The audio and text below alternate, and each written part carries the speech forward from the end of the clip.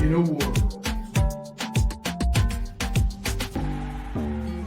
where pop culture reigns supreme,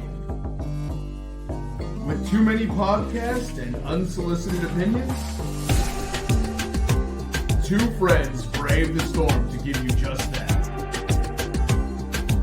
Room 303 presents Revenge of the Pod.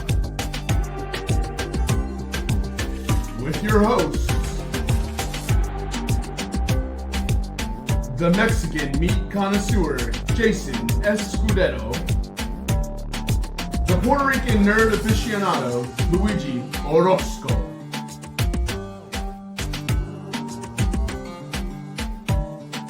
On with the show. Welcome Y saludos amigos. a nuestra presentación, Revenge of the Pod. Glad to have you guys back. We are excited to host the second half of 2024 in review. I want to see how everybody's doing first. I'm going to start with my wonderful co-host, Jason. How you doing, man?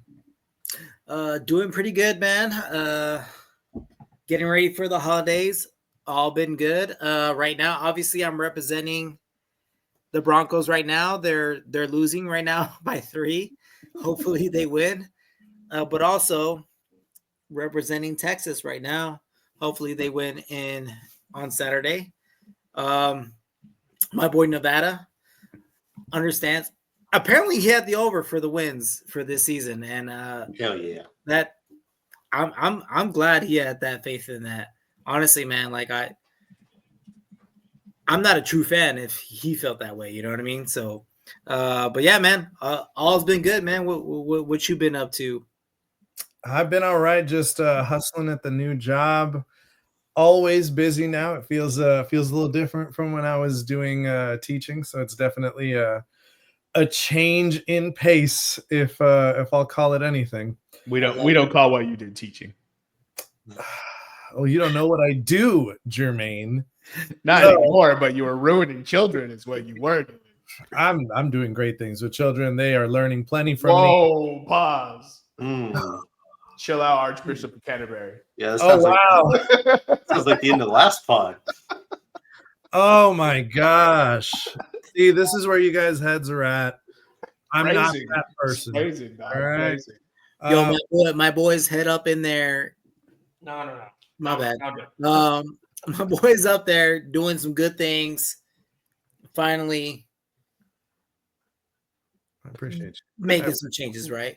So, I mean, we're trying to do the best by the kids for sure. I'll say this, not to feed Jermaine's comment, but the teaching field is in a very difficult position right now in terms of like finding the right people for the job and people who actually want to do the job. Like there's always vacancies. People don't want to teach. It's awful, bro. I bust your balls, but it's a tough job, dude. Yeah, as an administrator, it's just like we have 4 vacancies, and it's like it's starting to weigh. You know, we know these kids aren't learning that subject. You know what I mean? Like you hire me? So much. Would you hire me? We could do an interview process. See how that goes. You've been trying to get me to move out to your hometown for a long time. That'd be one way to do it. That's true. I mean, what about some good things, brother? What you got for us? On my end? Yeah. I mean, I think we're doing amazing things. Every single subject that we've had from last year to this year at the school I'm working at has had mostly double-digit increases in percentage passing, in percentage actually understanding the material and mastering the material. That's cool, man. Yeah, we're making moves. We're getting teachers to do the right teaching moves, and they're feeling good about it. The kids are learning a lot more. I'm excited. Yeah, that's badass. But I just wanted to ask, like, you know, what's going on good? Like, what are some positive things on your life outside of work? That's what I meant. Sorry.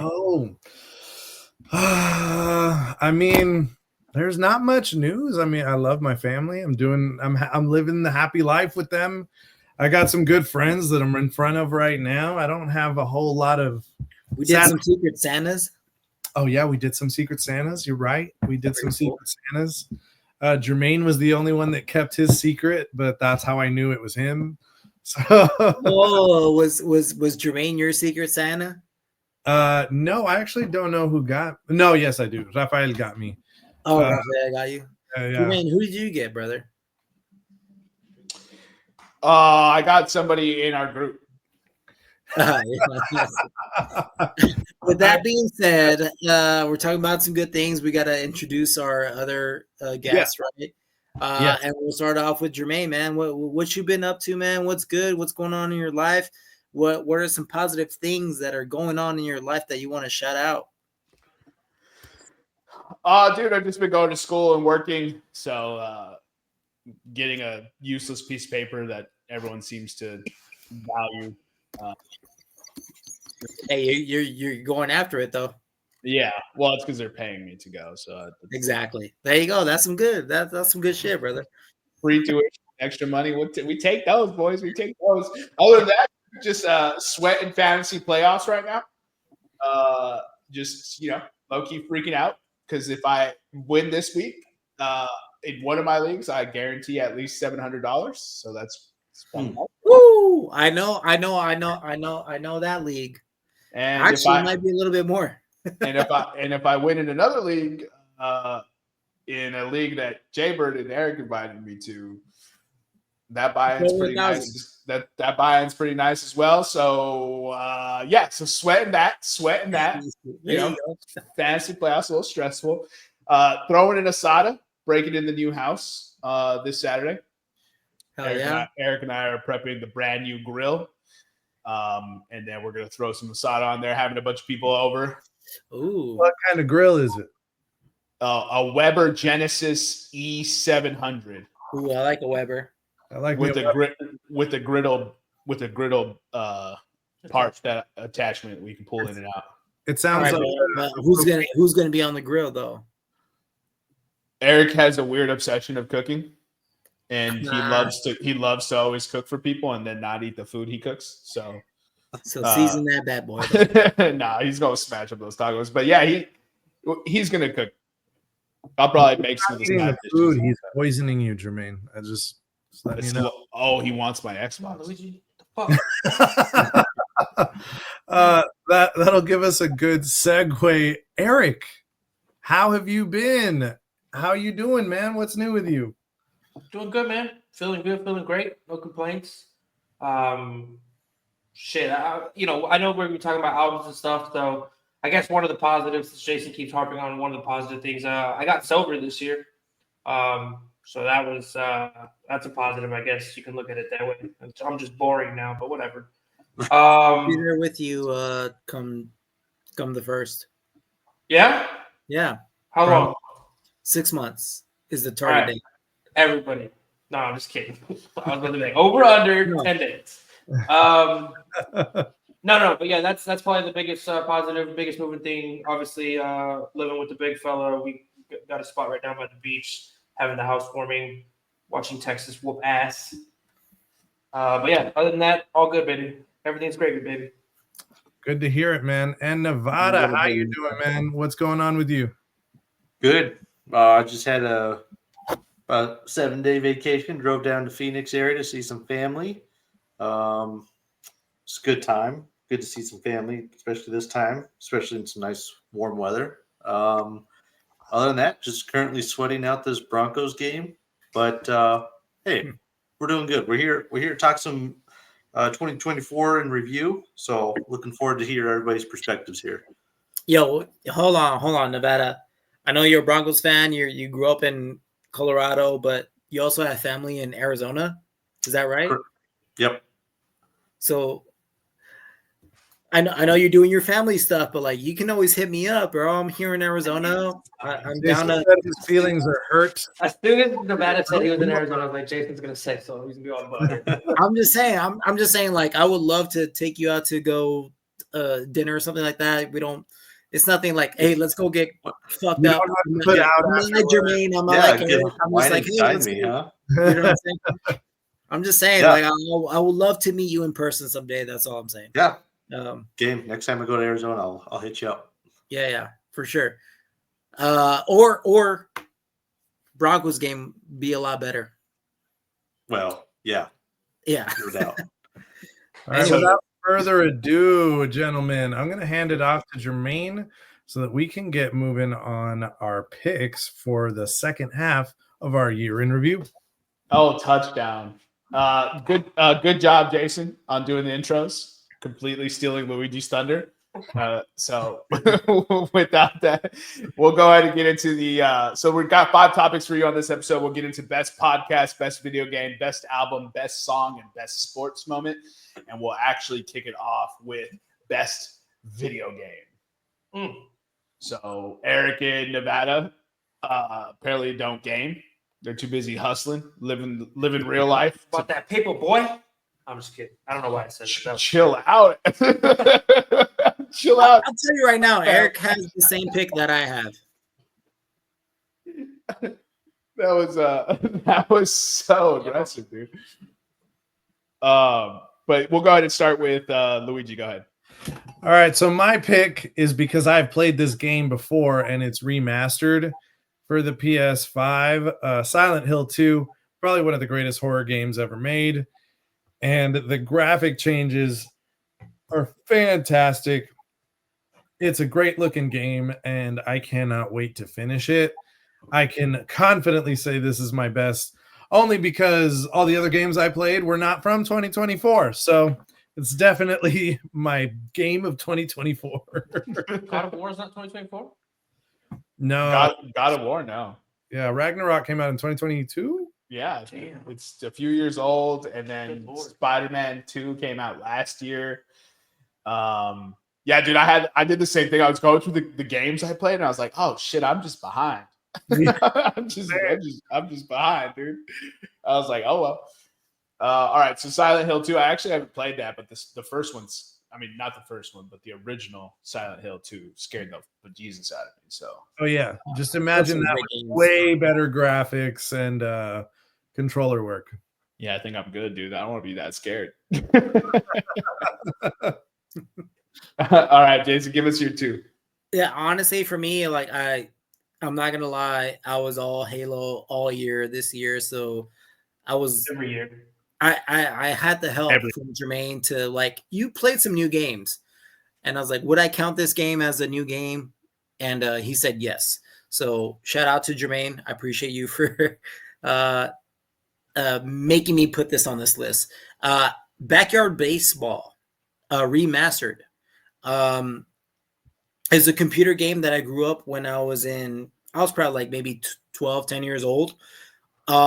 It's a computer game, and it was remastered finally, that everyone has access to now. And I fucking love this game, and it was still fun. I am 33 years old. I am telling my age, but it's still so fucking fun. I am not good at baseball. I've never played baseball in my life. I've tried playing baseball. Baseball is probably the hardest sport. If I will say that, I can't hit a ball. It's very hard to catch a ball on the fly, but this game is so fun. The GOAT, probably the best athlete of all time, better than Kobe. I will say that. Kobe's my favorite player of all time. His name is Pablo Sanchez, probably the greatest athlete of all fucking time. I do not care. That is that man. And that's why this is the best video game of all time for Backyard Baseball remastered. So why did you pick Backyard Baseball remastered? What was the main reason in your heart that you picked this game? Because of Pablo Sanchez, bro. Not nostalgia? No. It's because it's a great game, dude. Okay. All right. Backyard Baseball is a lot of fun. Yeah, no, it's nostalgia. It is nostalgia. I'm not gonna lie. And then the next game, I had to put this on the list too, because honestly, it just barely came into effect literally like 2 weeks ago. Monopoly Go. And shout out to Jermaine again. It's a mobile app game, and you get to steal money from your friends and stuff like that. It's pretty cool. One that's not on the list though, I will say, so I'll probably say that's number 3 for me. So I just want to, it's an honorable mention. because my girlfriend Jamie has been playing this on Netflix. Okay, guys, if you guys have Netflix, you guys can play Roller Coaster Tycoon this year. Oh, that game's fire. Yeah. So if you guys have Netflix on your mobile app, you can play Roller Coaster Tycoon. Oh, I didn't know that. I like that. Yeah. Jamie loves it. She's having a good time. I don't play it, but like the fact that you have Netflix and you can play Roller Coaster Tycoon because you have Netflix, that's kind of cool. I wonder if you can play it on the Xbox Netflix app. I'm not sure if you can, but I think that's pretty cool. You can play it on your mobile app, right? Mobile games are field test and get back to us, Luigi. Yeah, exactly. So, but yeah, that's me, man. Backyard baseball, fire, play it. I think I'm going to download that Monopoly Go too. I keep hearing. Oh, I'll send you it. I'll send you an invite link, Luigi. That's 3 people just straight. I'll be like, yes. I've created a friend group of monsters, bro. I had my boys. I'm part of it. Sean, Mozzie, Chance, Eric, Jaybird, Shay, and myself. Yeah, it's a good game, dude. I swear by it. All right. Nevada, you want to give us Nick's list? Yeah, Nick's got number 1 NCAA College Football 25. Whack. Was this the first year where they were able to get actual players' NIL stuff on the game? And I mean, this year they had the game. First year it's back. Yeah. Right. First time it's been back. Yeah. And then for number 2, he's got Warhammer 40K Space Marine 2. I just think it's dope that Nick took an HBCU to the championship. You know what I mean? For the culture. For the culture, Nick. Nick's always defend yourself. Yeah, Nick's always been about the HBCUs. Yeah, you know what Everybody I mean? who knows Always, yeah. I can see that. Norfolk State, dude. Michael Vick, Jackson the State coaching University. legend, dude. He was doing it before it was cool. That Warhammer 40K Space Marine 2 looks awesome. I haven't played it, but it looks phenomenal. So the episode on it on Secret Level is amazing. I haven't watched any of them yet on Secret Level. With the but new surround sound setup. the new surround sound setup. Honestly, all the CGI for most of them looks so realistic. It's wild. Mm-hmm. Yeah, I hope they start doing like just cooler games. You know what I mean? Like these are all nostalgic, like they're dope, like Pac-Man's cool and stuff, but like, come on, guys. No, you need to. The Pac-Man episode is the craziest one. It is. I know. I'm just saying. You know how many other cool games we could have done? Sure. Just watch it. Just watch. Well, I'll hit you up. I'll hit you up. Zelda or Final Fantasy or anything like that, or No. I'll just go watch it. Zelda is Nintendo. Oh, It cost them too much to get that IP. Final Fantasy is Square Enix, Sony, so maybe, but not in this round. yeah, they probably intend to do it in the future, but they went with ones that didn't cost them as much. Also, I think they went with ones that they're trying to get more exposure to increase Gameplay. the fan bases on that to make sales on it, which makes sense. Which is the reason why I'm asking them to do the other ones. You know what I mean? Although I will say Armored Core is discontinued. It was one of them. Sorry to interrupt you, but it was one of them. So that one. I think they're trying to bring it back, and that's what. Yeah, because everyone has that same face. Because Armored Core was the fucking shit, bro. It was Titanfall before Titanfall. Yeah. That was one of the first demos that I just played over and over when I had a PlayStation. Bro, the demos where you play them into the ground. The first Metal Gear, I played the first level of Metal Gear. Yes. You just knew every piece to that level, man. I was like speed running by the time I was getting it, dude. Oh, man. My list, I went Star Wars Outlaws. I didn't know if I was going to like it or not. I actually am having a pretty good time. You play as basically Lando Calrissian or Han Solo. And shit, horny. And there's 3. You're not playing as those characters, but you're playing the same type of archetype in the Star Wars universe. You're actually some chick. Her name is Kat Vess. But then there's 3 factions. There's the Hutts, there's the Pikes, and there's the Crimson Dawn. Okay. And you build your favor with each faction, and you get certain perks and rewards from partnering with that faction. But throughout the game, you double cross, and you pit them against each other, and you have to play both sides of the coin to continue advancing the story to get what you're trying to get to. Wow. It's a lot of fun. It's open world. You have a speeder, and instead of a droid, you have an actual like little pet that you can send to go steal from people, that you can send to attack people, that you can send to like hit a button off in the distance for you to open a door and stuff. So it kind of increases the way you can play puzzle games. You don't have the force. Because you don't have the force, obviously. And then it's really cool. Their like mini game for hacking is like sound based.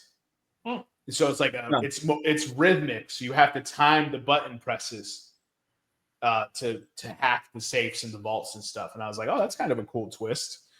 When they first introduced me to it, like the first one that I was practicing on, I must have missed like 25, 30 times. And I was like, all right, focus.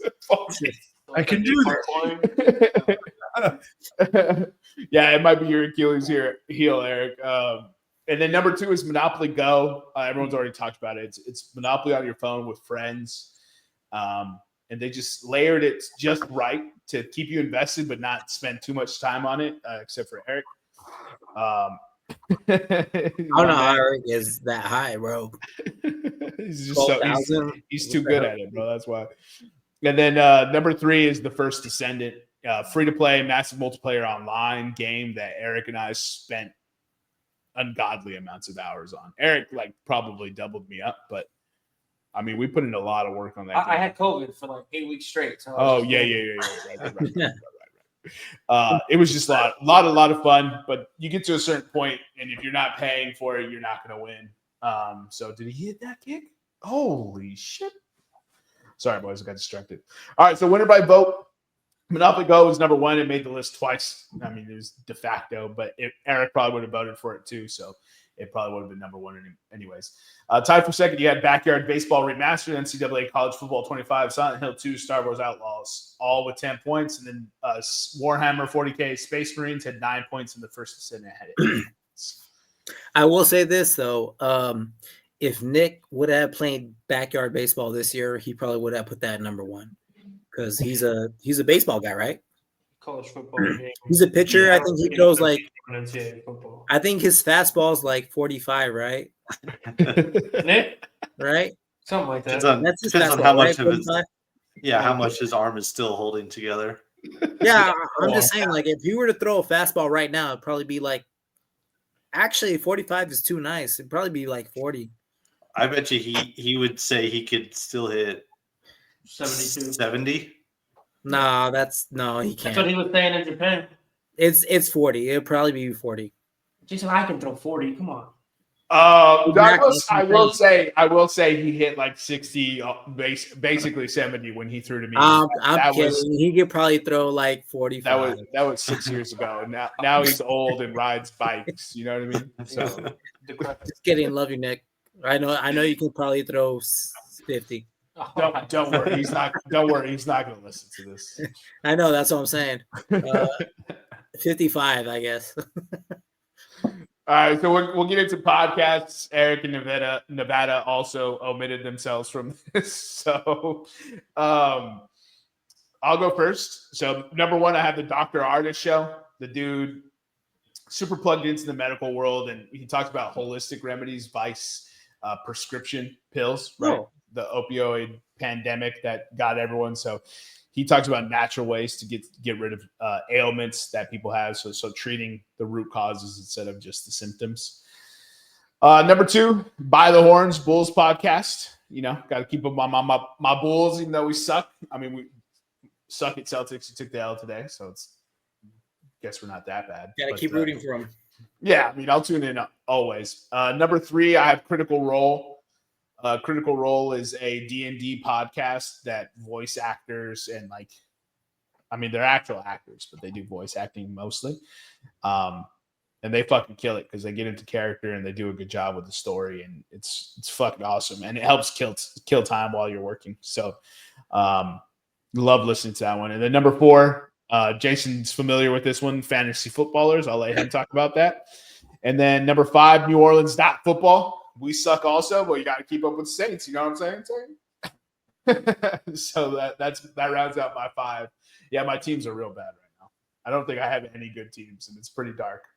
Oh wait, no, go Texas. go Texas, bro. College football. We got one. Yeah. All the other ones suck. Blackhawks, Cubs, Manchester United. Like I'm in a dark space, boys. Pray for me. Yeah, Man U's having a rough go right now. Hey, relax. Hey, I like Man U too. I like Man U too. We're so bad, dude. We're so bad. All right, Nevada, you want to take these Knicks? Yeah. Number 1, Nick has Soder. 2, Bad Friends. 3, Tosh Show. 4, I Never Liked You. And 5, I believe that's Stewart. Weekly Show with Jon Stewart. Oh, I copied and pasted from his. You can see mine on the winner by vote. Oh yeah, I was like, it seems too close to be a Jon Stewart and Jon Stewart. Stewart. Yeah, you're right. I mean, none of us can really explain those. That's just his list. I don't listen to any of those. So, Jason, feel free. For me, number 1 is Fantasy Footballers. That's just a podcast that I just love listening to. They give you fantasy football advice, but I don't think the reason why I like it so much is because they talk about fantasy football, but it's just because it's 3 dudes. I feel like it's the same way, like how we would text each other about like fantasy football and stuff like that. They're funny guys, and they're based out of Arizona, so I love listening to them. They're funny guys. I take their advice. Maybe sometimes I don't. But it's just kind of nice to listen to them. And they started off this podcast because they like fantasy football, and they're like, hey, maybe some other people will listen. And that's how they started off their podcast. And I've been listening ever since, honestly. After that, I would say All Fantasy Everything. It's very similar to your guys' pop culture pick'em. They pick a topic and they draft whatever they want. Like, hey, what are your favorite? Let's build a sandwich or something shit like that. I don't know. What is your? Let's draft a brunch, right? What would be the best brunch for you if bacon got taken off the list? What would you pick next, right? So I love that. I love that podcast. I love listening to them. They're hilarious. New Heights, obviously, it's the Kelsey brothers. I just like listening to them. They're just funny guys. The Basement Yard is my next one. They're just some hilarious dudes just talking about random ass shit, bro. Nonsense, just nonsense. Yeah, just some nonsense, bro. Like, I feel like they have some type of a learning disorder. Just, I don't know, man. I think they're autistic for some reason. I don't know. Like, they just start like they're randomly. They're borderline retarded though. Yeah, exactly. Like, I don't know. Like, just they're just talking about random ass shit, which is fucking hilarious, and I love it. And they're hilarious for that. And then lastly, if you guys like true crime podcasts and stuff like that, Murder with My Husband is pretty funny. Not funny, but I really like it because it's this girl that loves true crime, but her husband doesn't. So every episode, she talks about something that like a true crime, right? And she starts explaining to him, and like he has no idea where it's going. And he hates true crime, right? As a lot of people do, but she likes it. So she's trying to explain like some stories of like some sad stories, unfortunately, but like I don't know, they have a good chemistry within that, and it's kind of, if you want to listen to true crime, but like you don't really like about like the death and stuff like that, this is a nice one. Like it's a nice good segue for that. So yeah, so I have to put that number for 5 for me. Yeah, I think those are all pretty popular podcasts, to be honest. So cool. Yeah, it's a good list. All right, Luigi. I've just got one. I've been listening more so to audiobooks, but the one podcast I have caught on a fairly regular basis is Unexplainable from Vox. What they really do is they'll take a subject, any subject. I mean, it literally is. One of the episodes I listened to was descendants of Neanderthals and where you can find them. Another one was about the pretty much domestication of wolves into dogs. Another one was about how psychedelics are working and not working in the medical community. And the one that got me into the podcast was the failings of insurance, like how insurance is beginning to fail. Like people aren't even. I don't know if you guys have had this issue, but some people aren't even considered. Yeah. Oh yeah, yeah. They're real bad. not considered because of where they are, right? So it talks more about how that happens, why that happens, how long this trend has been going. So they will literally explain different subjects that you're always like, you know what? I wish I knew a little more about that. And then boom, they'll throw in about a 30-minute episode, just tell you a little bit about the subject you tuned in for that week, and it's always something interesting. All right, I mean that sounds pretty interesting. So that brings us to the winner by vote. So Fantasy Footballers was on here twice, so they won. 17 points, tied for second. Dr. Artist Show, Soder, Unexplainable from Vox, all had 10 points. And then tied for fifth, you had All Fantasy Everything, Bad Friends, By the Horns at 9, Critical Role.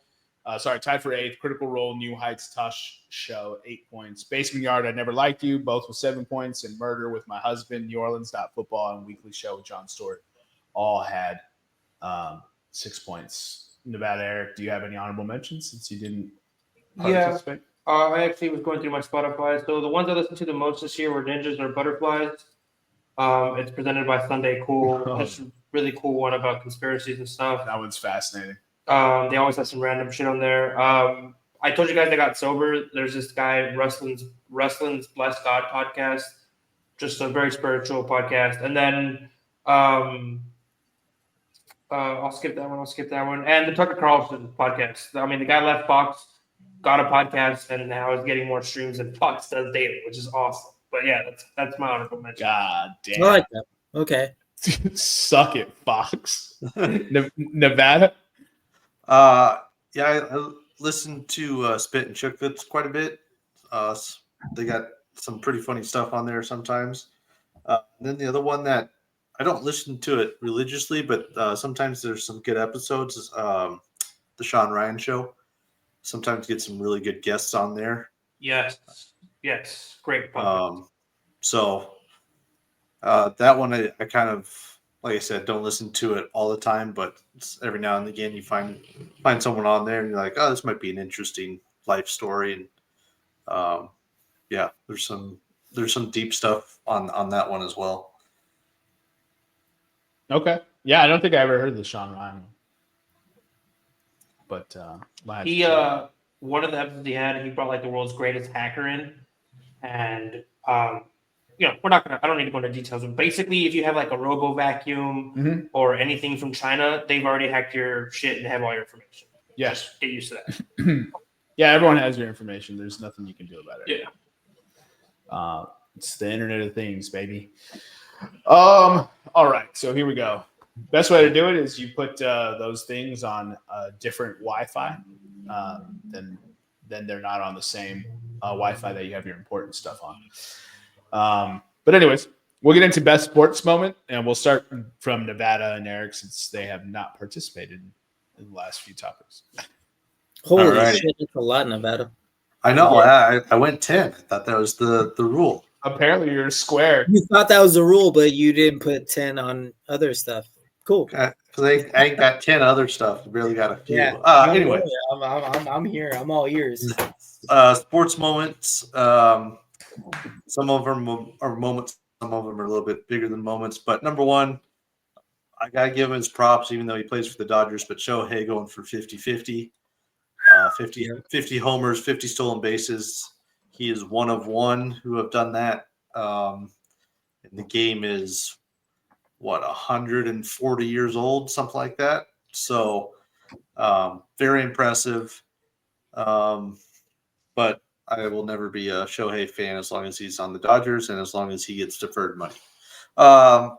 Second one comes from the Olympics. The name may not ring a bell, but Kristen Faulkner. She was the female bicyclist who won bicycle gold in the road course, which was most particular because she wasn't supposed to even race that. One of her teammates or something got sick or something like that, and they just asked her like, hey, do you want to do this? And she said okay, and she smashed the field. The US hasn't really been known for Olympic cycling for probably 20 years since Lance Armstrong was doing it, but that was more of a Tour de France, not so much the Olympics. So she threw Kim into the field and just destroyed it.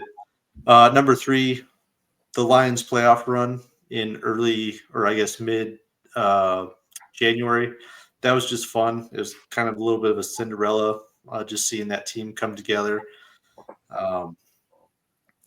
Now they're not so much the Cinderella, still kind of root for them, even though they're decimated right now on injuries, but that's for another discussion. That defense is awful. Yeah. It's they have a starting defense on IR. But number 4, one of my favorite stats, Corey Perry has lost 4 of the last 5 Stanley Cups. He is the kiss of death whatever team he goes to, apparently. So well, they lose in the Stanley Cup. Wow. Yeah. They make it. They make it. He just can't win.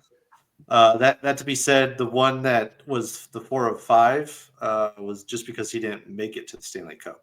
So every Stanley Cup he's made it to in the last 5 years, he has lost. Jesus. So keep it going.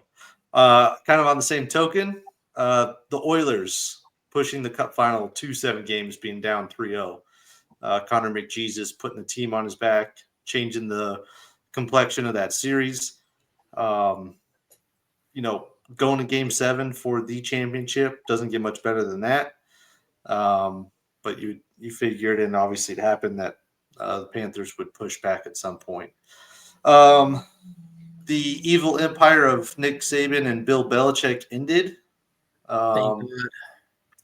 Even though Belichick went back to UNC, it's not nearly as scary as it was.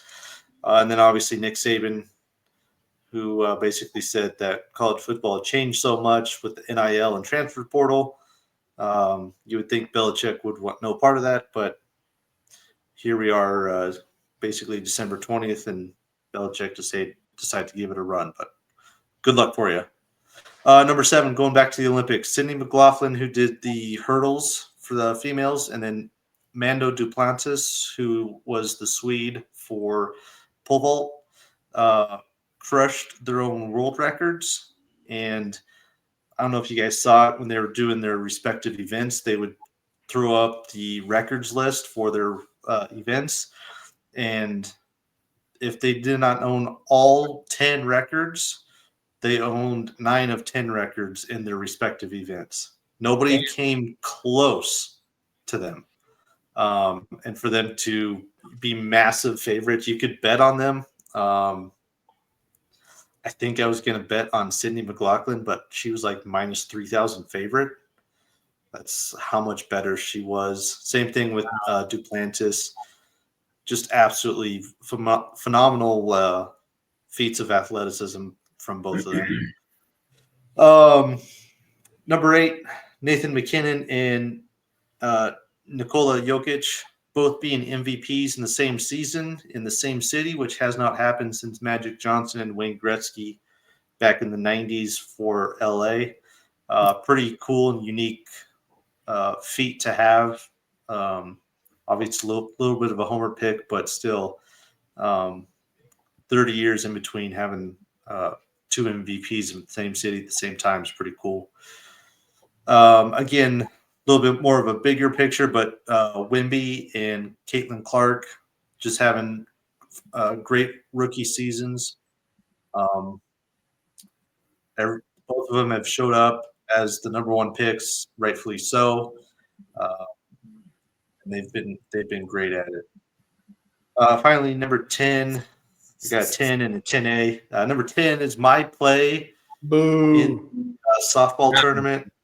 I'm just saying we won the championship, not a big deal. And then 10A, one that got a little bit more media attention, Ashton Genty stats, which we haven't seen since Barry Sanders. And actually was relatively close in the Heisman voting. I know some people, and even he said he should have walked away with it, but I mean, when you going up against a unicorn like Travis Hunter, you know, it is what it is. That's another argument. But regardless, his stats alone were video game numbers. So, yeah, with For that, the record, number 10 was more causation than correlation. yeah. Never a doubt. Never a doubt. I mean, All right. hey, when the stars align, am I right? I hear you. All right, Eric. Yeah, so I had the number one. It was the first time in 13 years we had Texas versus Texas A&M on Thanksgiving. Got to watch that with my dad, so that was dope. Number two, the Eagles signed Saquon Barkley, which looks like the all-world-class signing of the offseason right now. There's a couple other good ones. I don't want to belittle those, but that's the best one. And then attending the draft in Detroit with my buddies and the twins and Jermaine. Never been to Detroit, so that was dope. And then being there at that event live for free, not to mention the draft is free. It was dope. And then never a doubt, but, you know, watching the men Olympic basketball. Never a doubt. You're sweating bullets over there. Fucking ho shit. He picked against him. Never a doubt. You He picked said that. France. He was going for France. He's lying. Oh, it wasn't. No, he said they wouldn't win. That's what he said, and now he's just like, I I said can't. it was potential. It was possible. There is a reality in which they didn't win. Nah, that's not what you said. Yeah. You just paint a pretty picture now. you picked against them, dog. Eric, how are you going to feel about these Eagle picks when they don't make it to the Super Bowl? They're gonna make it to the Super Bowl, so I have, Oh, okay. no doubt, Okay. no concern. Never a doubt, right? Never a doubt. Just like Team USA Gold Olympic basketball. Dude. Get the fuck out of here. I'm a hardcore fan and doesn't waver at all. All right, enough with you, Eric. Jermaine. I'm gonna speed this up. Sammy Sosa and the Chicago Cubs just happened today. I actually got a little emotional about it, but Sammy Sosa apologized, and the Chicago Cubs are welcoming him back.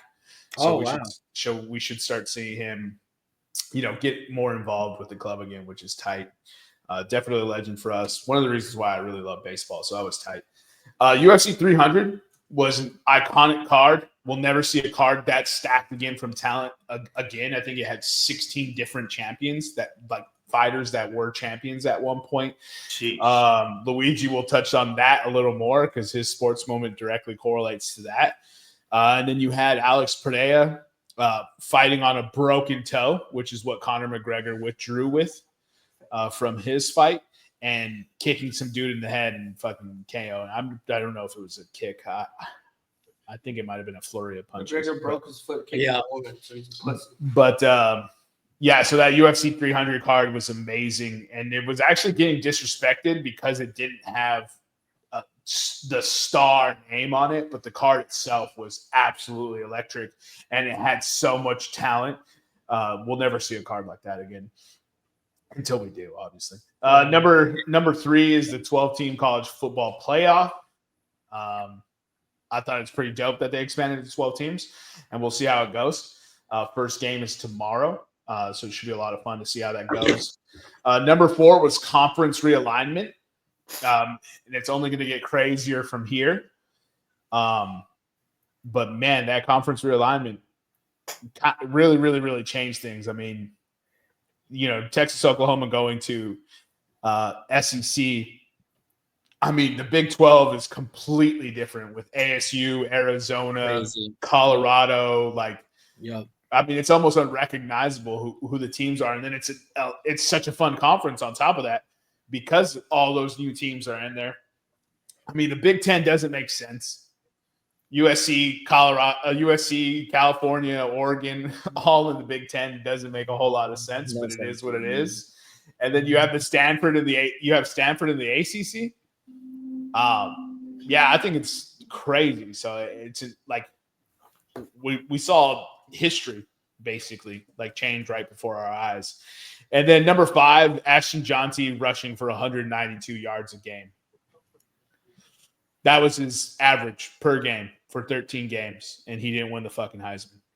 The Heisman has been a joke for years. It's so stupid. But Nevada, you want to get us into Knicks? Yeah, Knicks real quick. NC State men's basketball goes to the Final Four. Of course. Paul Skeens for the Pittsburgh Pirates making his rookie debut, both his actual game and the season. U.S. women's national team winning the gold medal, and the U.S. women's rugby team winning bronze at the Olympics. Yeah, it's a good list. That Paul Skeens one chaps my ass, but that's because he's in my division. Yeah. It is what it is, I guess. Fucking bum. All right, David.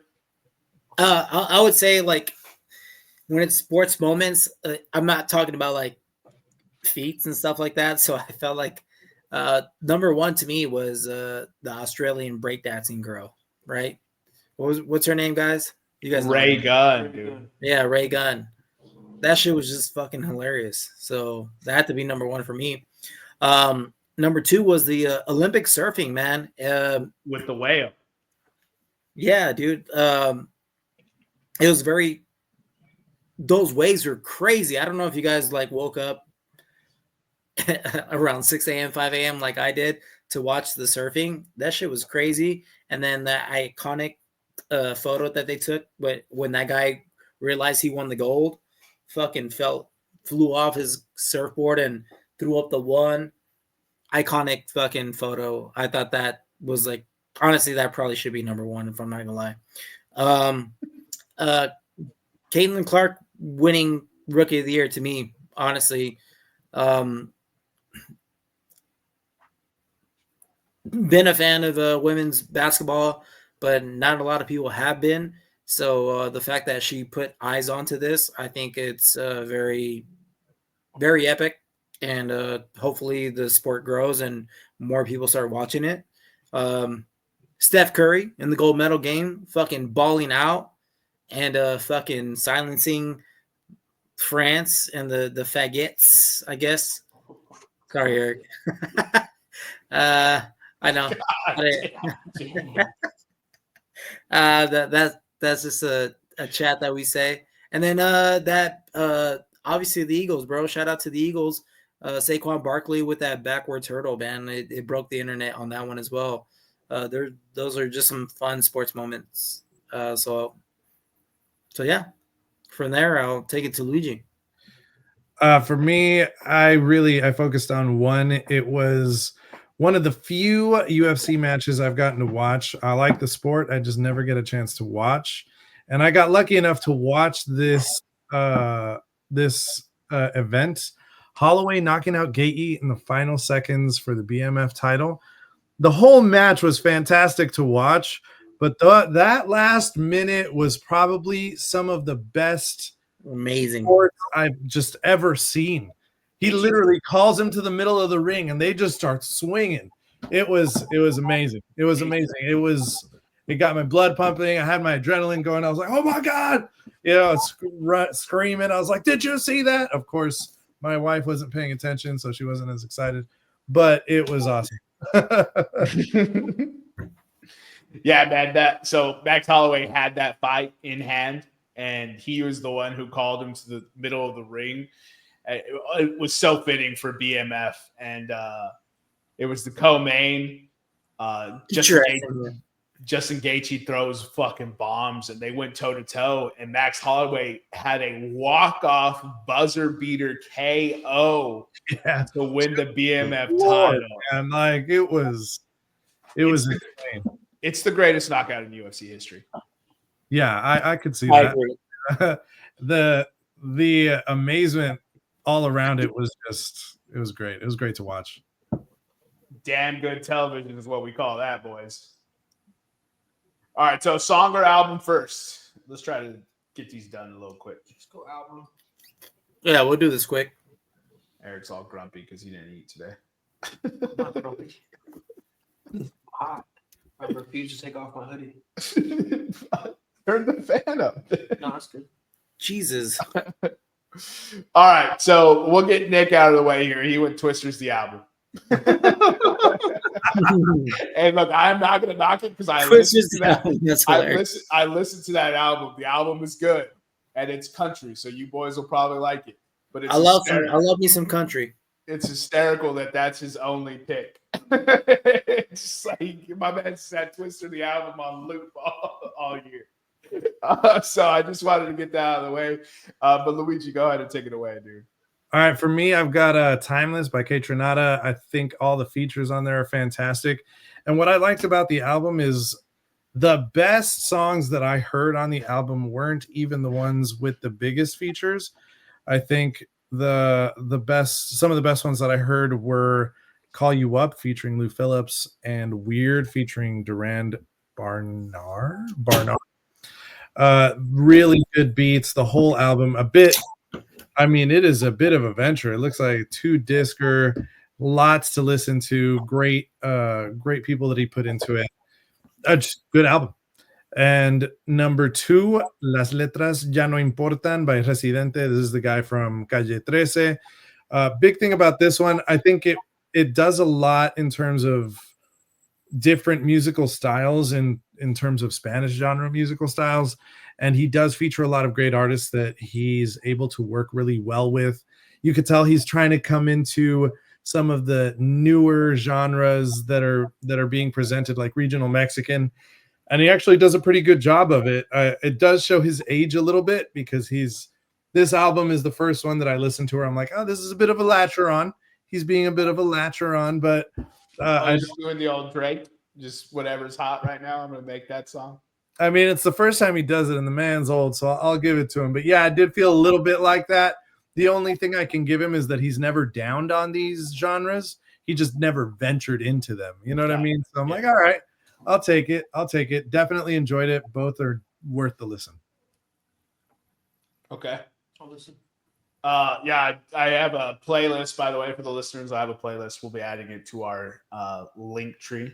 You can go and listen to all the albums everyone chose and all the songs everyone chose. The songs will obviously reveal a little bit later. Do love that. Jason, go ahead. So number 1 album for me was is GNX. It's just Kendrick. Honestly, just growing as an artist. People said that like, hey, he can't create hits. And it was one of those albums where like, obviously after the beef, like he's like, yeah, I can do hits and I can just make bangers and stuff like that. And I feel like that's what this album was. It felt like a mixtape. I feel like he's going to drop another album soon. I could be wrong, but within this album, like there's no skips for me personally. But that's just me being a Kendrick bias fan. Another bias me being biased again. The next one that I have is Heavy from Sir. Probably one of the best R&B artists currently right now that I personally love, and I feel like everyone should listen to. He has a great voice, and like just his lyrics and everything that he talks about is amazing. From there, I want to say About a Woman by Thomas Rhett. That's a country album. He actually has a song from Twisters. So I'm pretty sure, Nick, if you're listening, listen to this album from Thomas Rhett. It's a great ass country album. After that, I would say Michael Kiwanuka, very, very great soul album it's probably not better than his first album. Well, not first album, but from Kiwanuka, but it's still great. I loved it. And again, another surprise for me was from Sabrina Carpenter, which was Short and Sweet, her album. Again, it was short and sweet, but it was a great album for me. It was a good surprise for me. Another album, the music, boys. Yeah, not the giant number. The music videos. It was the music, guys. It wasn't. Yes, she. Honestly, I mean, okay. Do you guys think? No, I agree. Like Espresso is catchy too. You can't okay. go wrong with that. I like her music. I mean, you guys think that like I pick her music because nobody's hating. I'm just saying, but like she's a beautiful woman, but like she's a. I wouldn't say she's my type because she's definitely my type because she's fucking gorgeous. But like, we get it. You like the music. We're just busting your balls. Go into the next one. Listen, okay, if you guys like espresso, cool. But like, listen to Bad Chem. Actually, please. I have listened to Bad Chem because it's in the it's in the playlist. Bad Chem's a banger, bro. Bad Chem's a banger. It. I'm just saying, bro. And then like I've been watching like videos of like her shows and stuff like that. Maybe worth $400. Actually, probably not. But still, maybe worth going to watch them. All right, next album. Anyways, the next one, dude, the Corday album. He's like a young Kendrick, I would say. Oh, no chance. No. Not a young Kendrick, but like lyrically, like he is really good. And in this album, like I can really see like him lyrically trying to perform, but also reaching out to his audience, which the people that actually really like his music are us, like millennials. So he sampled a lot of that millennial music that we grew up listening to. So I thought it was amazing. And then lastly is the Childish Gambino album. Very different, obviously, just how Childish Gambino is. I don't know, it felt very Atlanta vibe-ish, you know, like every track was very different, but still amazing to its point. I don't know, man. It was just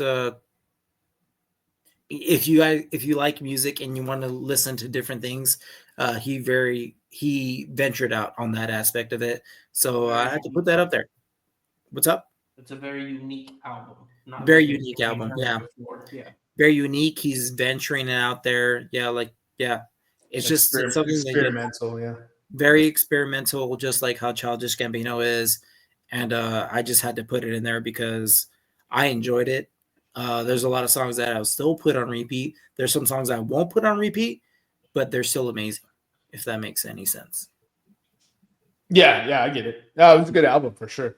Yeah, I like the list. So I'll get into mine. So number 1, and probably could have been 1 through 10, is That's My Cue, a solo experience by Matt Mason. It's basically his last 2 albums in a live set, but it's just him and his guitar. And I mean, you could just, it almost reminds me of the Bill Withers YouTube video when he's singing Lean on Me and Ain't No Sunshine. And you could just feel, you know, the tinges in his voice and how there's so much actual emotion in each song. And to the point where I can't listen to the original versions anymore. Like, these are, to me, the best versions of each of those songs. And if you love to sing along, this album is tailor-made for that. Tribulation on that song, Cringe, Cliffy. I mean, shit, dude, there's not a bad track on this album. And honestly, I believe the whole album is in my top 100 songs from Spotify just because I've listened to it so goddamn much. I can't speak highly enough on this.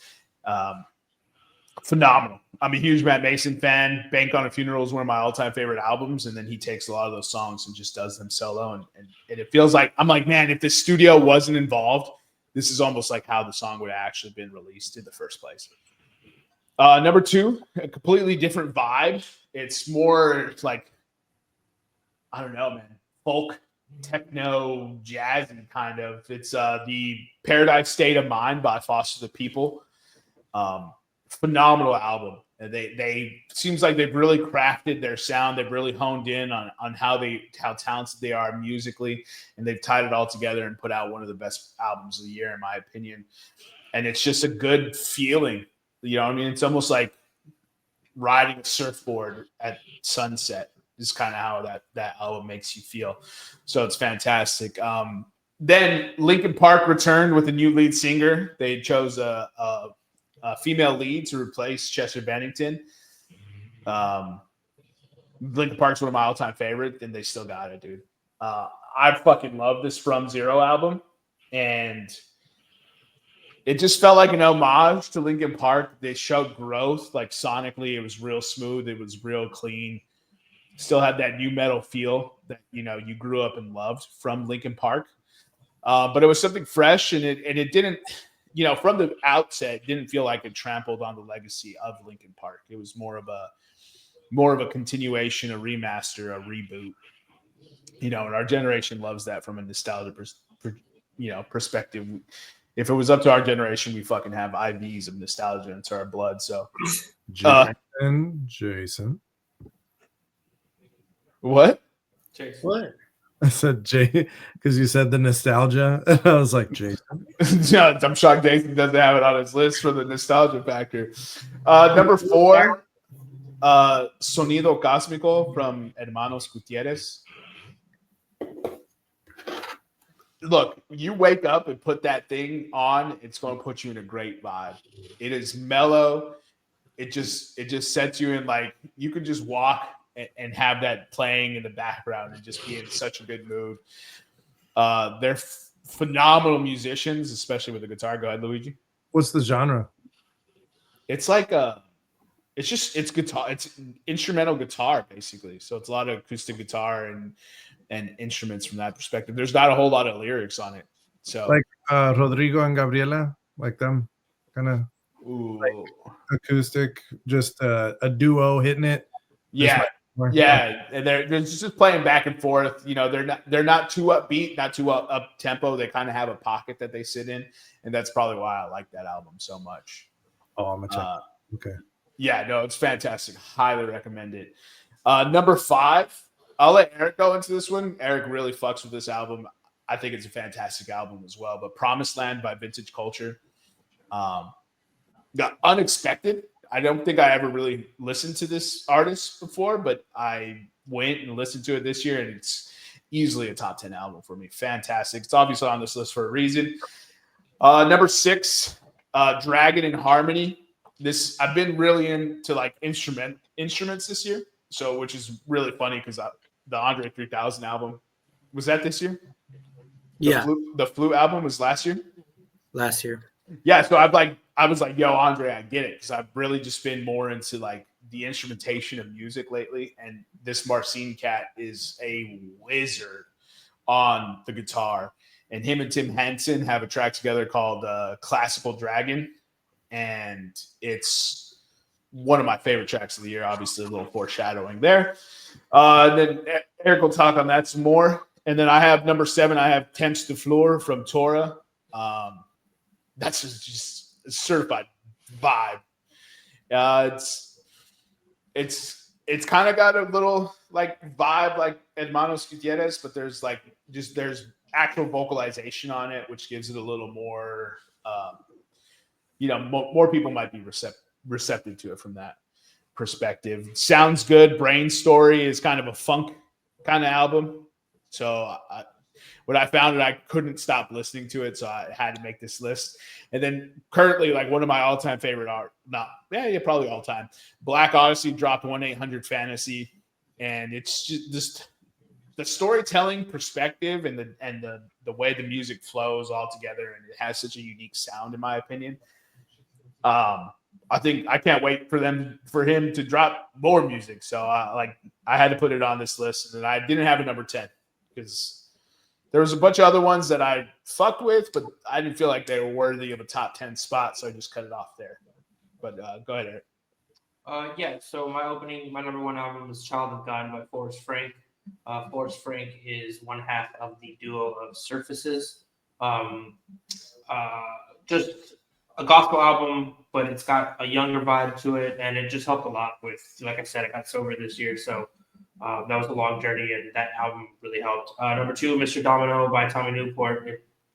For 3 years in a row, Tommy Newport's been my number 1 listened to artist on Spotify year round. So, that just goes without saying. Number 3, Escaping from a Violent Time by Bad Sounds.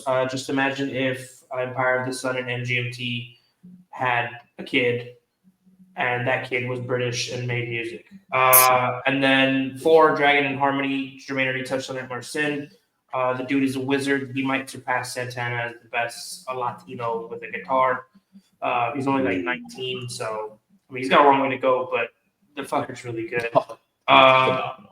Number 5, Promised Land by Vintage Culture. Jermaine talked about it. It's an electronic album, dance album, but he's from Brazil.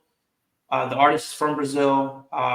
He just has a really good ear for unique sounds, and he puts them together really well. And then he throws female vocals on it, and it just works. Like, I don't know why, but it was one of the best albums of the year. And then number 6 is GNX by Kendrick. It's not an album, it's a mixtape, but it makes the list because it's Kendrick. And even though I don't have knee pads for him like Jason, I still do think he's the best rapper of all time. San Francisco Slippers, dog. Oh yeah, San Francisco Slippers. My bad, I forgot. He's all right. Kendrick's all right. What's your list? Mine is going to be much more on the aggressive side, as a, I guess the easiest way to put it. But from top to bottom, album-wise, first one is going to be Cure by the band Era. Number 1 and number 2 are both what are considered metalcore bands, but just insanely talented.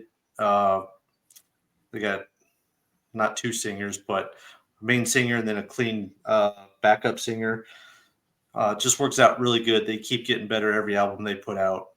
Number 2 will be Fatalism by Polaris. They're from Australia. Again, pretty aggressive. Some people, my exes, may say it's screamy music. Just again, very talented. Number 3 is a band called Winter Sun. They're kind of more, they have lyrics. They're more, I guess, what would you say, like kind of fantasy based. They're like heavy power metal sort of thing, but their second album, Time 2, they have very long songs, but they're just insanely talented musicians. Number 4 is a little bit of a deviation. The album's called Savage by Tim Montana. I don't know if that name rings a bell to any of you. He's mostly a songwriter. Got a lot of credits on different stuff. This was kind of, he's had some other albums, but this was like his first big foray into solo albums. And this one, he decided to do more of a rock album. So got a couple of radio hits on there, relative radio hits, I guess I should say. Number 5, going back to like number 1 and 2, is again a metalcore. The album Stigma by a band called Wage War. Again, pretty aggressive, but again, I mean, if you're looking to get jazzed up or anything like that, those would be some ones. I left a 6th one off just because it wasn't necessarily new music, but Creed did release an album this year. But it was basically just all their hits that they had for the concert tour this year. So not a new album per se, but hey, when you can stay relevant, especially when your heyday was in the 2000s, very early 2000s, can't beat that. They bamboozled me, but I still listened. There's never a wrong time to listen to Creed. I'll tell you that. Yep. You just gotta listen with arms wide open. You know what I mean? With arms wide open under the sunlight. All right, winner by vote. Number 1, GNX by Kendrick Lamar, 15 points. Tied for second, Dragon and Harmony by Marcin, 12 points. And Promised Land by Vintage, also 12 points. Coming in tied for 4th, you have Child of God by Forrest Frank, Cure by Era, That's My Cue, A Solo Experience by Matt Mason, Timeless by Kate Trinata, and Twisters, the album, all with 10 points. Gets me every time. Tied for 9th, you have Heavy by Sir, Fatalism by Polaris, Las Letras y Ya No Importan by Residente, Mr. Domino by Tommy Newport, Paradise State of Mind by Foster the People, all with 9 points. Tied for 14th, you have About a Woman by Thomas Rhett, Escaping from a Violent Time by Bad Sounds, From Zero by Linkin Park, Time 2 by Winter Sun, all with 8 points. Tied at 18 with 7 points, you have Savage by Tim Montana, Small Changes by Michael Kiwanuka, Sonido Cosmico by Manos Gutierrez. And then tied for 21 with 6 points, you have Short and Sweet by Sabrina Carpenter. Stigma by Wage War. And tied for 23rd, you have Bando Stone in the New World by Childish Gambino and Temps de Fleur by Tora, both with 4 points. And coming in at 3 points and 2 points respectively, you have Sounds Good by Brain Story and 1-800 Fantasy by Black Odyssey. Anybody have any honorable mentions before I move on to songs? Nope. Sounds good. Oh, Dead Poets Society just dropped the album. I forgot it was too. It was too late to put to the list, but go check out the new Dead Poets Society. It's fucking fire. All right. There's the honorable mention. You're muted, Luigi. If you were talking. Yes, no, I agree with you that Dead Poet Society that's fantastic, dude. I'm really enjoying it. He's talking to himself, dog. All right, longest topic for last. Let's try to be quick about this. I'll go ahead and knock out Nick's and then get into mine, and then I'll turn it over to you, Nevada. So Nick had Not Like Us by Kendrick Lamar, a bar song by Boozy, Ain't No Love in Oklahoma. Man, I have to get who did that. Oh, I think it was Luke Combs. Luke Combs did Ain't No Love in Oklahoma. Thank you. And then Like That by Metro Boomin. So he only submitted 4 for that one. Mine, top 10. You'll see some of the familiars from Album of the Year candidates. Tribulation by Matt Mason. It's a song about talking about how you love someone, but you can't love them the way they need to be loved. Number 2, Classical Dragon by Marcin, featuring Tim Henson. I kind of touch base on that one. It's fantastic. Sonido Cosmico is just like, it's almost like what, a cosmic sound would sound like. Not to be too cheesy there, but Weak by Vintage Culture, just an absolute just hit, bop, catchy, so much fun. Loved it a lot. Self-Sabotage by 49th and Main. You probably say the same thing about it. I think Eric put me onto that one. And then The Holy Shangri-La by Foster the People. Best song on the album, yeah. That Foster the People album's fire. Mink Blanket by Church and AP featuring Dead Forest it's a drastic deviation from the rest of this list, but god damn if it doesn't make you feel like a big swinging dick motherfucker. That song's a vibe, dude. Then Really Good Cry Between Friends. I don't know why, man. It just hit home. It's not even really like that sad or anything, but it's just a vibey song that I couldn't stop listening to this year. And then No Evil by Sir from Jason's Album of the Year. The dude's vocals are just out of this world. Like, he's so talented. And that song just resonated with me. And then Room is on Fire, the sped up version. It's got to be the sped up version. It's in the playlist. That shit just makes you want to shake your tail feather. From Within Snake Ships and AG Club. And go ahead, Nevada. By the way, Nevada, I listened to your 10. All really good. But that number 1, what the fuck? That shit's so crazy. Yeah. So number 1, Ratata by Electric Callboy. The best way to explain it genre-wise is, so it's Electric Callboy featuring a band of basically a metal K-pop band called Baby Metal. You've probably heard of them, but 3, I guess they're from Japan. 3 Japanese girls. Yeah, it's like metal, EDM, and hip hop. They're all just kind of influenced into that one song. Yeah, like Jermaine said, it's wild, but it's fun. It gets you going. It's a lot of fun. I agree. Yeah, it's a lot of fun. I agree with you. Number 2, The Cleansing by August Burns Red featuring Will Ramos.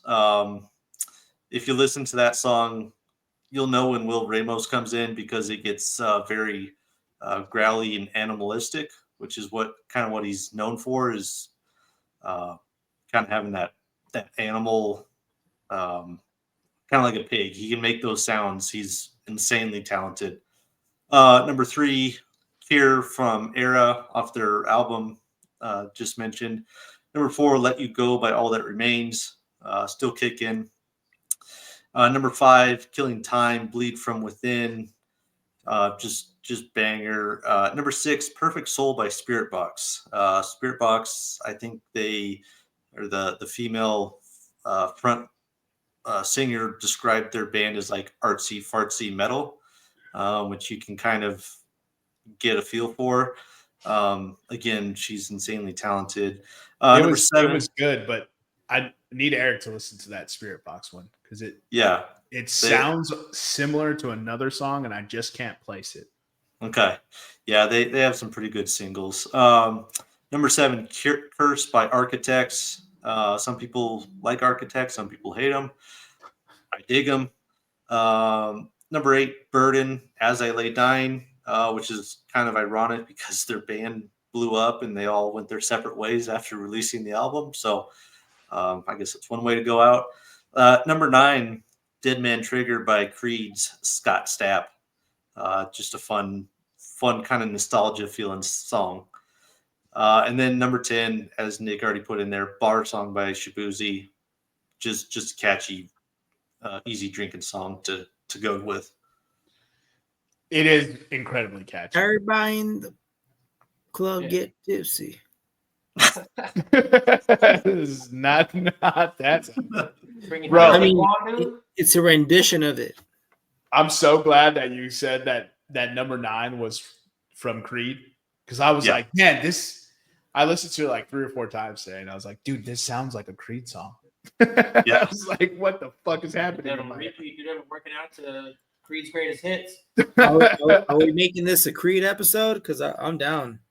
It's always a Creed episode, Jaybird. All right, Eric, you want to give us yours? Yeah, so number 1, like I said, the dude's been my favorite artist the last 3 years. He's probably going to go down as my favorite artist at this point. Secret Place by Tommy Newport. I don't know why I like him so much. He's not even, I don't know. I just love the dude. No, he's phenomenal. Yeah, If you love him so much, why don't you marry him? If that's what he's into. All right. Number 2, When the Light Goes by Marcin. I know Jermaine had Classical Dragon, which it's 1A and 1B for me. But this one has Portugal the Man on it, and it has lyrics as to where Classical Dragon doesn't. So I think that's why it gets the nod. But they're both absolutely amazing songs.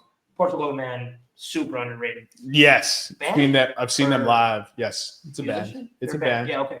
And then after that, Dirty Soul by Boa Boa. It's a Chilean EDM group, and I don't know what the fuck they're on. It's probably like some uppers, but they make some crazy, awesome music where girls are just yelling at you and telling you to shut up. I don't know why, but it's good. After that, Motive by Tendo. It's the catchiest song I've ever heard. Basically, he's telling you the motive for dancing. And then tell me what the cost is by YB. Upbeat song about loving a girl, I guess you could say. And then lastly, from number 6 for me is Mahal by Glass Beams. It's a mixture.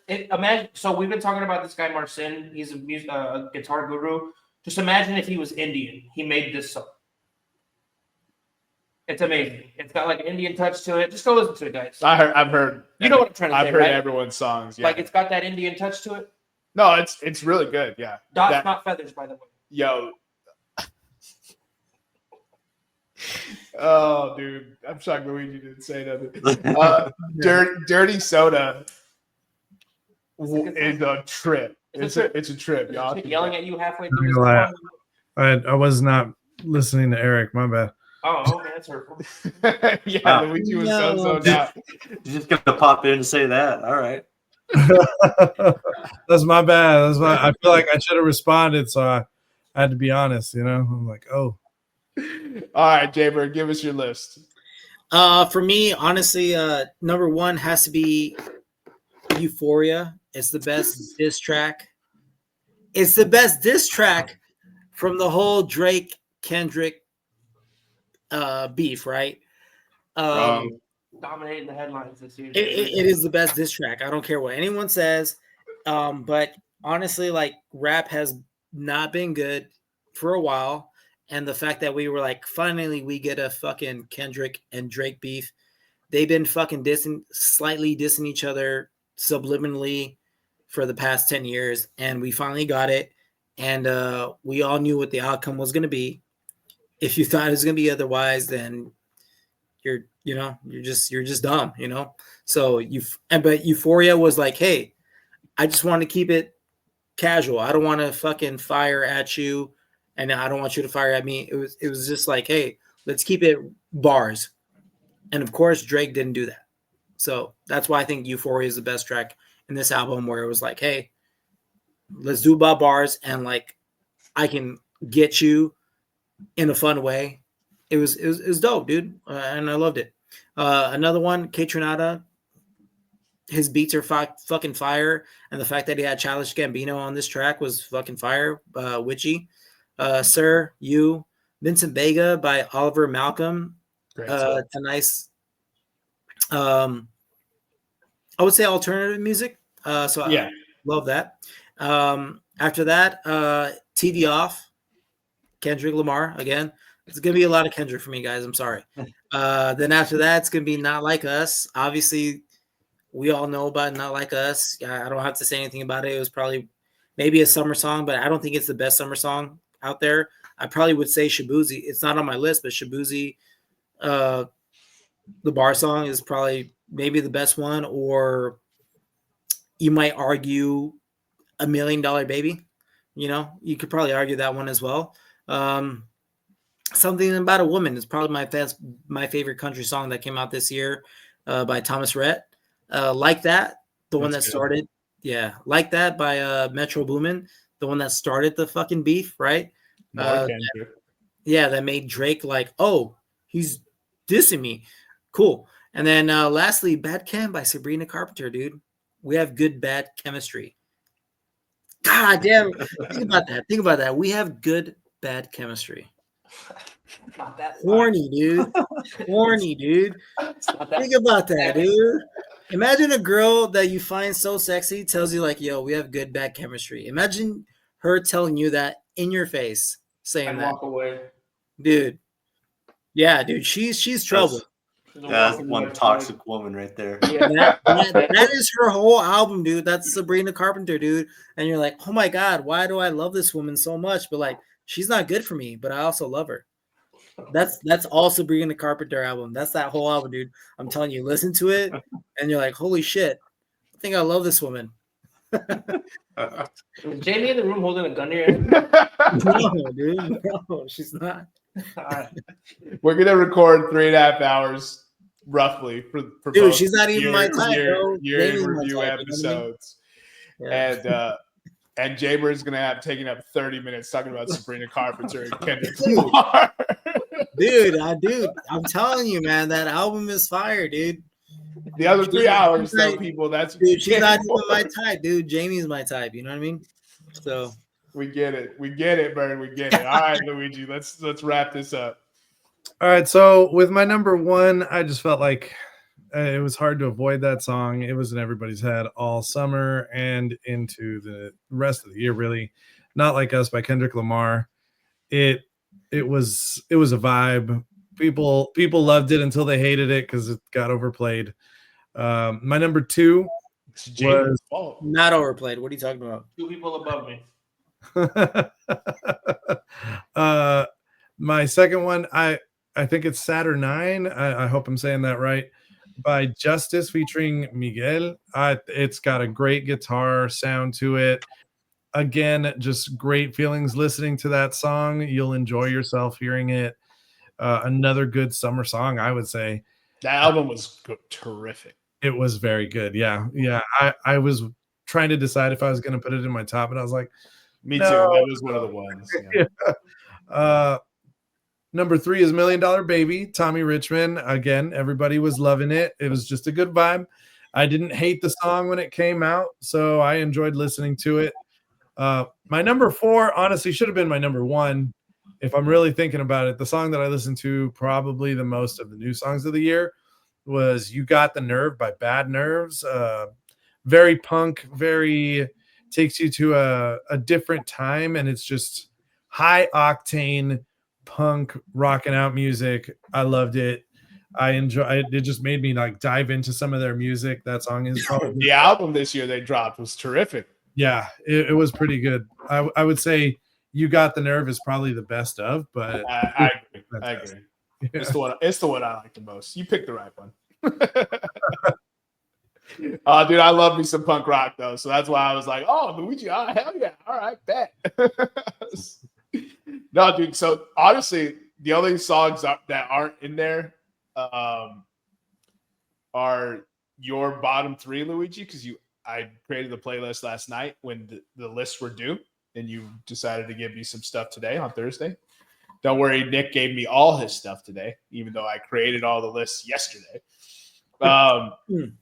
Which was super helpful for me. So I had to do all that before we hopped into this. But the playlist, it slaps. And when you go from Not Like Us to fucking As I Lay Dying, I was just like, hell yeah, this is what a playlist should do. I was like, this is sick, dude. I was like, yeah, we got Oxford's Red on this. Hey, that Dead Man Trigger song, Nevada. Yep. I think that might be my favorite of your 10. But your number one is outstanding. It's so much fun. They're That is the weirdest thing. you should watch. Screaming in the background. Yeah, you should watch the music video. You'll get a sense of how wild they are. I had a coworker show me Baby Metal, and I was like, why does this work? How do they? Yeah, they don't make sense. This doesn't make sense, but it works. I can't. I know. Stop listening. They're a band when you first hear them, like, I'm gonna hate this, and they're like, son of a bitch, they got me. Dude, so I was the best part about this song is the first 30 seconds is a trap. It's a fucking trap. I just picture Admiral Akbar with a squid head. It's a trap. It's a trap. It's a trap. No, it's good. It's good. I cracked up when I heard it. I was just like, fucking Nevada. I was like, this is the most Nevada song I ever heard in my life. All right, so let me go through the winner by vote, and then if anyone has some honorable mentions, they can mention them, and then we'll wrap this bad boy up. Number one, I mean, come on. Was there ever a doubt? No. Not Like Us by Kendrick Lamar, 25 points. Ooh. Shout out, Cole. Tied for second, Bar Song by Shabuzi. Euphoria by Kendrick Lamar. Rat-a-tat-ta by Electric Callboy featuring Baby Metal. Secret Place by Tommy Newport. And Tribulation by Matt Mason, all with 10 points. Tied for 7 at 9 points, you have Classical Dragon by Marcin. The Cleansing by August Burns Red. Like That by Metro Boomin, featuring Kendrick Lamar. Saturnine by Justice. When the Light Goes by Marcin. Witchy by Kaytranada. Tied for 13 at 8 points. Ain't No Love by Luke Combs. Cure by Era. Dirty Soda by Boa Boa. $1 Million Baby by Tommy Richmond. Sonido Cósmico by Hermanos Gutierrez. And You by Sir. Tied for 19th at 7 points. Let You Go by All That Remains. Motive by Tintendo. Vincent Vega by Oliver Malcolm. Weak by Vintage Culture. You Got the Nerve by Bad Nerves. Tied for 24 at 6 points. Killing Time by Bleed From Within. Self-Sabotage by 49th in Maine. Tell Me What the Cost Is by YB. TV Off by Kendrick Lamar. Tied for 28th at 5 points. The Holy Shangri-La by Foster the People. Mahal by Glass Beams. Perfect Soul by Spirit Box. Tied for 31st at 4 points. Cursed by Architects. Let's Go Back by Jungle. Mink Blanket by Church and AP and Dead Forest. Tied for 34th at 3 points. You have Burden by As I Lay Dying. Really Good Cry by Between Friends. Something About a Woman by Thomas Rhett. Tied for 37 at 2 points. Dead Man Trigger by Scott Stop. No Evil by Sir. And tied for 39th, Jaybird's You Crush. Bad Cam by Sabrina Carpenter. And Room Is on Fire by Weethan, Snake Ships, and AG Club. It's not a new crush, guys. I just like her music, bro. All right. Jermaine, how do the roomies and all the other fine people find our playlist that you put together? So nobody's giving me any feedback. Look, I put it out at like 12 midnight Pacific last night. So I don't think anyone's had any time to listen to it. And I haven't put it on the socials yet because we haven't aired the episode. Okay. So, but probably Spotify, Apple Music, whatever people go to. Oh, you're talking about where they find it. Yes, sir. Oh, I heard the question incorrectly. Sorry. I can actually add that on our Instagram page. Yeah, so the Linktree link. Yeah, so the Linktree link on Revenge of the Pod and Room303 will have the links to the playlists. I'm going to work on putting together the Apple Music version as well, and they can go there and play it. And we'll create a graphic to post onto the socials as well about the playlist that came out. Awesome. Any honorable mentions? I do have one. Much in like the Santana fashion, we talked about Marcin. That Smooth Operator cover, dude. Well, that cover is a bop. It's the third best cover of all time. Operator. Luigi knows what the number one cover is, but that covers can't make these lists. That's why it didn't make it. But that's all it's looking for. It's fantastic. Covers can actually absolutely make this list. Hurt Johnny Cash? Yes, 100% the best cover of all time. It's the greatest. In fact, no other cover should ever be made. Yeah, again. it's untouchable, dude. That one is. It's better than the original. As a Nine Inch Nails fan, it's like, dang, you really did do it better. You did You do can it. feel it in his soul. It's better than the original, and the original's fantastic. That's how crazy that shit is. Yeah, it was off one of the best albums of the 90s, and homie just knocked it out of the park like it was nothing. I was like, oh, okay, Johnny. All right. Like a month later. So If you have any reservations, if it's not the best, it's certainly one of the best covers is that Trent Reznor, who's the Nine Inch Nails guy. He said once he heard it, he's like, "Well, I can never play that again." It's his own song. He's like, "All right, well, that's that. Can't play that." Yeah, he said the song didn't belong to him anymore. Luckily, he does play it. I got to hear him play it, so I'm like, "Oh, thank God." Oh, okay. yeah. But yeah, he said it. The song isn't even. He was like, "I wrote that song, and I was pissed that he did it." And then he was like, "And I heard the song, and I was like, oh no." This song's not mine anymore. This is his song. This is Johnny's song. I was like, damn it, Johnny. God damn it, Johnny. Go back to Dead Poet Society real quick. There's a song that just recently came out called Hurt. Speaking of, featuring The Warning is fantastic. Great song, dude. Mm-hmm. Great song. I think it's the lead single off their next album. They're doing back-to-back albums. Oh, that's nice. Yeah, I watched the YouTube video. I think that's what they were suggesting. I don't know if that is what's going to happen, but it felt like that's what they were suggesting. Well, I'm here for it. That whole genre is pretty nice. I've been delving into it. I started with Tiger Cub, and now I'm just like trying to dig as deep as I can. Dead Poet Society, man. DPS, bad motherfuckers. All right. I hope you guys enjoyed the show. We're going to cut it there. Is there anything else you guys want to add before we head out of here? Oh, that's enough talking. We'll try to do better next year. We'll try to do better for you all next year. All right, guys. We love you. We appreciate you. We'll see you soon for another episode of Revenge of the Pod. Peace out, guys.